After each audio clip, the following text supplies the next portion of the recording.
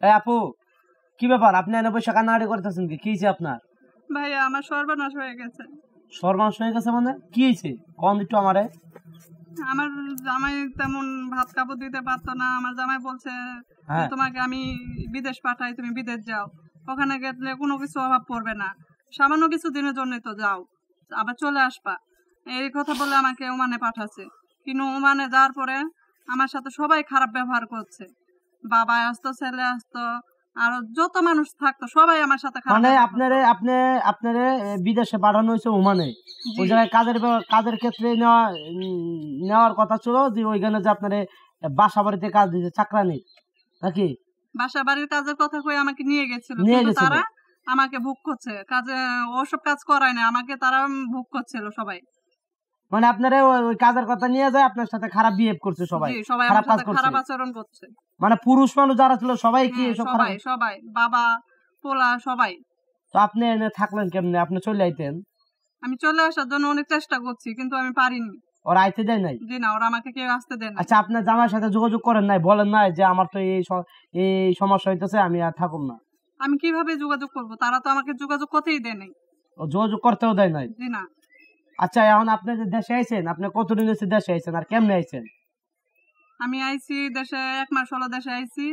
আসার পরে আমি বাড়িতে গেছি। বাড়িতে যেয়ে আমি দেখি আমার জামাই বিদেশ থেকে কষ্ট করে কাজ করে টাকা পাঠাইছি, কিন্তু এসে দেখে আমার ঘর বাড়ির অবস্থা খারাপ। আমার জামাই সব ধ্বংস করে লাইছে, টাকা পয়সা উড়ায় লাইছে। আর আমি একজনের মাধ্যমে ওখান থেকে সবকিছু বলছি, উনি আমাকে হেল্প করছে, যার কারণে আমি বিদেশ থেকে এখানে আসতে পারছি। ও আল্লাহ, এত কাহিনী! আপনার জামাই কি কোনো খারাপ কোনো নেশা ছিল? আমি সেটা যখন বাংলাদেশে ছিলাম তখন এগুলা দেখি নাই, তবে বিদেশ যাওয়ার পরে আমি যখন টাকা পাঠাইলাম তখন মনে হয় এমনি খারাপ কাজে লিপ্ত হয়েছে, যার কারণে আজকে এই অবস্থা। আচ্ছা, আপনার জামাই কি বিয়ে করছে আর এটা? জি না। বিয়ে করে নাই? জি না। তো ওই যে আপনি যে বাড়িতে টাকা পয়সা পাঠাইছেন, আপনার তো বাড়িতে বাড়ি আছিল বা জায়গা জমি আছিল, যাই যাই হোক আছিল তো কিছু, তাই না? হ্যাঁ, সব এগুলো কি এগুলো করছে? উনি সব এগুলো বিক্রি করে দিয়ে এখান থেকে চলে গেছে। কোথায় চলে গেছে জানেন না কিছু? জি না, জি না, জানি না। এখন বিয়ে করছে কিনা সেটাও তো আপনি জানেন না। না, জি না।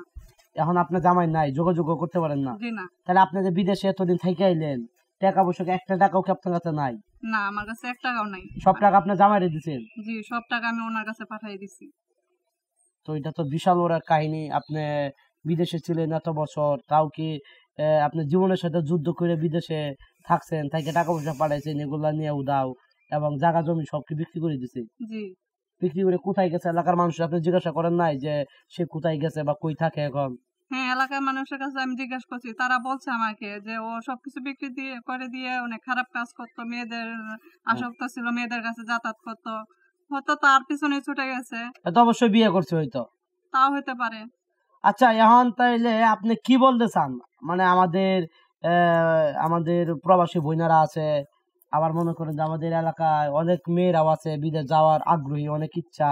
তো ওদের উদ্দেশ্যে কি বলতে চান? আমি বলতে চাই যে যেসব প্রবাসী, যেসব বাংলাদেশী মেয়েরা প্রবাসে যেতে চান, তাদের কাছে আমি একটা কথাই বলতে চাই যে বোনেরা কখনো বাংলাদেশে যতটুকু পারেন ততটুকু করে খান, তবুও আপনারা প্রবাসে যায়েন না। প্রবাসের জ্বালা অনেক জ্বালা। তারা সবাই অত্যাচার করে, একটা বলে আরেকটা করে নিয়ে যায়। তার জন্য আমি বোনেদের কাছে বলতেছি, তোমরা কেউ প্রবাসে যেও না, বাংলাদেশে আছো এটাই ভালো।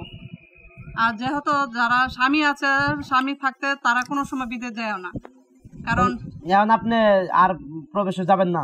জি না। আচ্ছা, তো আর কি করার আছে? এখন দুঃখজনক একটা ঘটনা, এর ব্যাপারে আমরাও কিছু করতে পারি না। যেহেতু আপনি প্রবাসে গেছেন, কিছু করতে পারেন নাই, গ্রামে এসেও শান্তি নাই, প্রবাসেও শান্তি নাই। এখন আপনি কি করবেন? এখন তো আপনার ইচ্ছা। ঠিক আছে।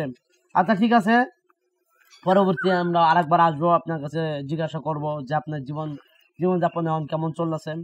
তখন আমরা যাই, অন্য একদিন আপনার সাথে কথা বলবো আবার।